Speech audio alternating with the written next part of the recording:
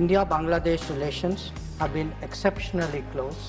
ভারতের পররাষ্ট্রমন্ত্রী এস জয়শঙ্কর বলেছেন, বাংলাদেশের রাজনৈতিক অস্থিরতা তাদের অভ্যন্তরীণ বিষয়, কিন্তু তাদের সঙ্গে যে স্থিতিশীল সম্পর্ক ছিল তা এগিয়ে নিতে আগ্রহী ভারত, কেননা প্রতিবেশী দেশগুলো একে অপরের উপর নির্ভরশীল।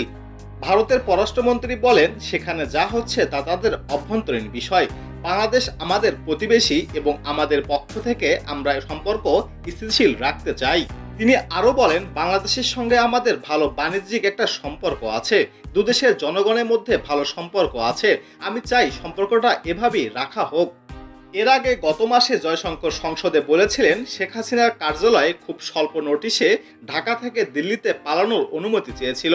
পরে একটা সর্বদলীয় ব্রিফিংয়ে তিনি বলেছিলেন, ভারত সরকার হাসিনাকে তার পরবর্তী পদক্ষেপগুলো সম্পর্কে সিদ্ধান্ত নেওয়ার জন্য সময় দিতে প্রস্তুত ছিল, যার মধ্যে তার রাজনীতি থেকে অবসর নেওয়ার বিষয়টাও আসতে পারে এবং তার বিষয়টা থাকতে পারে বলেও জানিয়েছেন জয়শঙ্কর। তবে বর্তমানে শেখ হাসিনা ভারতীয় গোয়েন্দা সংস্থার হেফাজতে আছেন বলে বলেছেন তিনি।